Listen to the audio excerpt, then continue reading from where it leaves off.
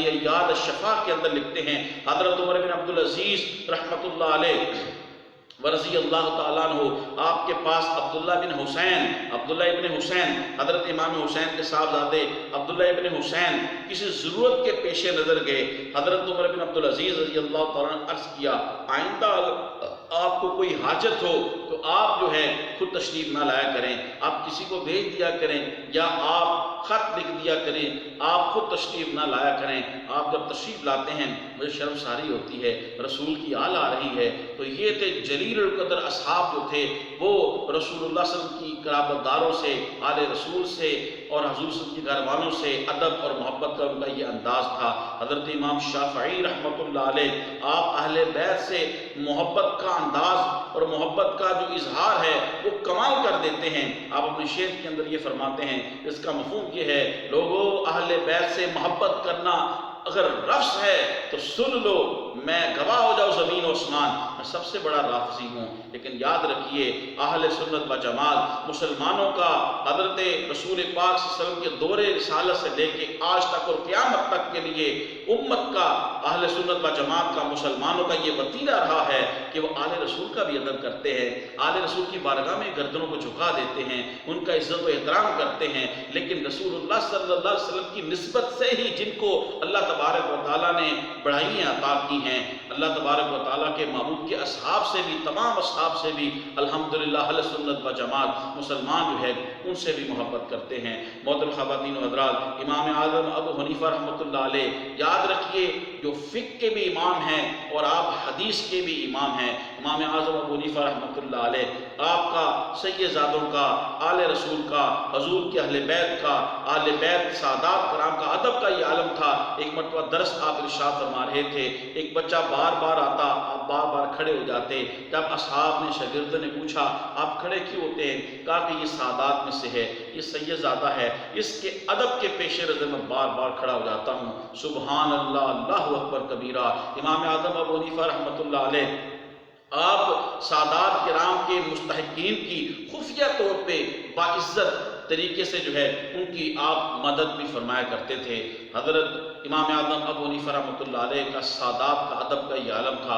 محترم خواتین و حضرات، امام احمد بن حنبل کے پاس جب بھی کوئی آل اہل بیت، حضور کا سیدزادہ آتا، حضور کا کوئی آل والا آتا، حضور سے تعلق رکھنے والا قرابت دار اولاد میں سے کوئی آتا، تو امام احمد بن حنبل رحمۃ اللہ علیہ اپنی جگہ سے اٹھ جاتے اور انہیں بٹھاتے. حضرت امام مالک رحمۃ اللہ علیہ کو جب عباسی حاکم جعفر بن سلیمان نے آپ کو کوڑے مارے، بعد میں امیر منصور نے آپ کو کس طرح دلوان چاہا، تو حضرت امام مالک کہتے ہیں خدا کی پناہ جب وہ مجھے کوڑا مارتے تھے تو کوڑا میرے جسم سے جب جدا ہوتا تھا تو میں فوراً ہی رسول اللہ صلی اللہ علیہ وسلم کی قرابت کے پیش نظر، حضور سے نسبت کے پیش نظر میں انہیں بسط عزت و ادب معاف کر دیتا تھا.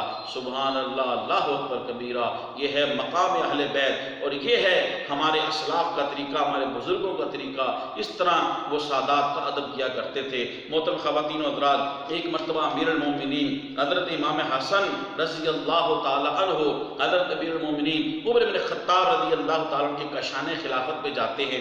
کیا دیکھتے ہیں کہ آپ کے پہنچنے سے پہلے امیر المومنین خلیفۃ المسلمین حضرت سیدنا عمر بن خطاب رضی اللہ عنہ کے دروازے پہ پہلے ہی آپ کے صاحبزادے عبداللہ ابن عمر کھڑے ہیں اور اندر جانے کی اجازت طلب کر رہے تھے. اتفاق ایسا ہوا عبداللہ ابن عمر کو اندر آنے کی اجازت نہ ملی. یہ دیکھ کے حضرت امیر المومنین امام حسن نواسہ رسول اب واپس پلٹ آتے ہیں اور یہ خیال کرتے ہیں کہ جب ان کے صاحبزادے کو اجازت نہ ملی تو مصروف ہوں گے تو مجھے بھی اجازت نہ ملے گی، واپس پلٹ آئے. بعد میں حضرت امیر المومنین خلیفۃ المسلمین سیدنا عمر بن خطاب رضی اللہ تعالی عنہ آپ کو جب معلوم ہوتا ہے آپ امام حسن کو بلاتے ہیں، نواسہ رسول کو بلاتے ہیں، فرماتے ہیں آپ نے ایسا کیوں کیا؟ یہ ساری یہ میرے سر کے بال ہیں، یعنی اس کا مفہوم یہ ہے یہ جو ساری عزتیں ہیں اے نواسہ رسول یہ آپ ہی کی قدموں کی خیرات ہے. اے نواسہ رسول یہ ساری عزتیں آپ ہی کی وجہ سے ہیں، آپ کے گھر والوں کی وجہ سے ہے. یہ سبحان اللہ، اللہ اکبر کبیرہ.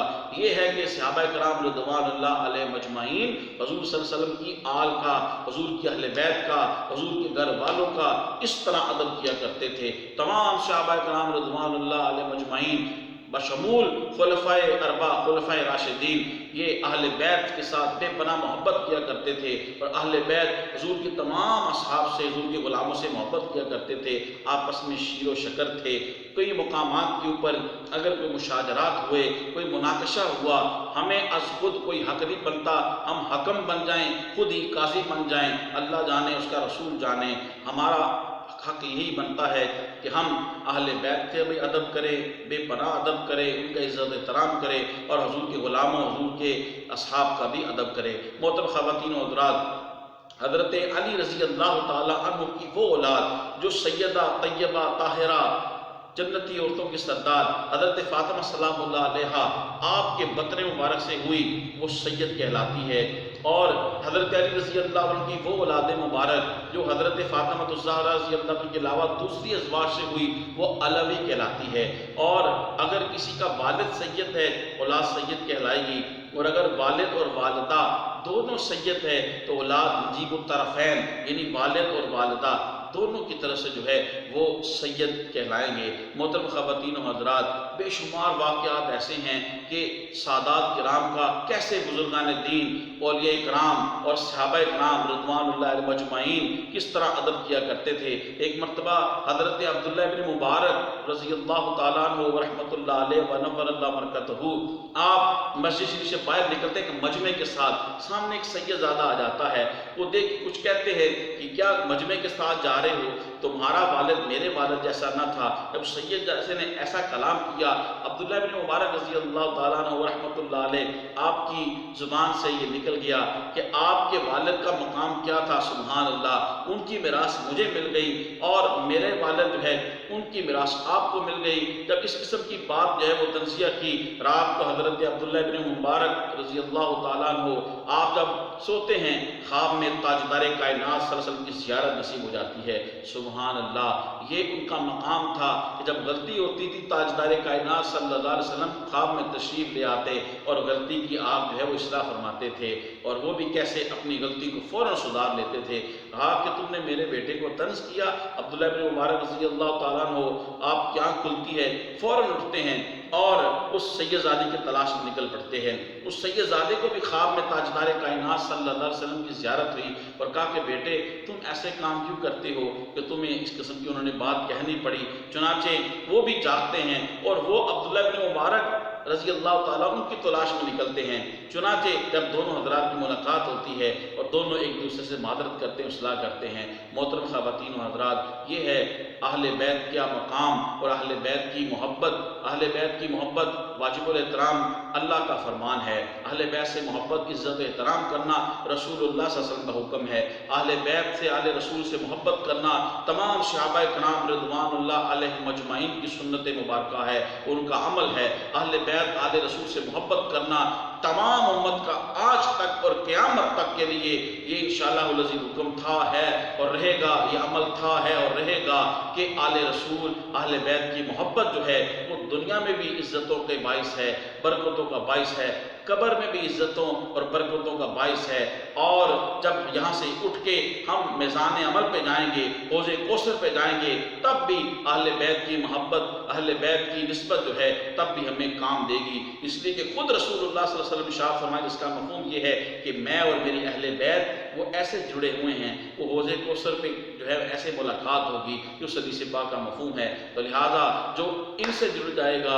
تو رسول اللہ سے جڑ جائے گا، اور جو رسول اللہ سے جڑ گیا وہ خدا سے جڑ جائے گا۔ اس لیے اہل بیت سے محبت کیا کریں، اہل بیت کا عزت احترام کیا کریں، سیدزادوں کا، سادات کا انتہائی درجہ جو ہے وہ ادب کیا کریں۔ اگر کوئی قرب و جوار کے اندر سیدزادہ ہو، انتہائی ادب طریقے سے، ادب کے ساتھ انہیں توفتاً ان کی خدمت کیا کریں اور اللہ اور اس کے رسول کو راضی کیا کریں۔ لیکن یاد رکھیے ہمارا عقیدہ یہ ہے، ہمارا عمل یہ ہے، ہم اہل بیت سے بھی محبت کرتے ہیں، اور اہل بیت کے حکم پر ہی، رسول اللہ کے حکم پر، اللہ کے حکم پر ہم حضور کے غلاموں، حضور کے تمام اصحاب کے ساتھ بھی ہم محبت کرتے ہیں۔ اللہ تبارک و تعالیٰ ان باتوں کو یاد رکھنے، عمل کرنے اور دوسروں تک ہم سب کو اچھے طریقے سے آگے پہنچانے کی توفیق عطا فرمائے۔ میری آپ سے بار بار گزارش ہے، میرے چینل کو سبسکرائب فرمائیں، یوٹیوب پہ فیڈ بیک دیں، کمنٹس کریں۔ اللہ تبارک و تعالیٰ آپ کو جزائے خیر عطا فرمائے۔ السلام علیکم ورحمۃ اللہ وبرکاتہ۔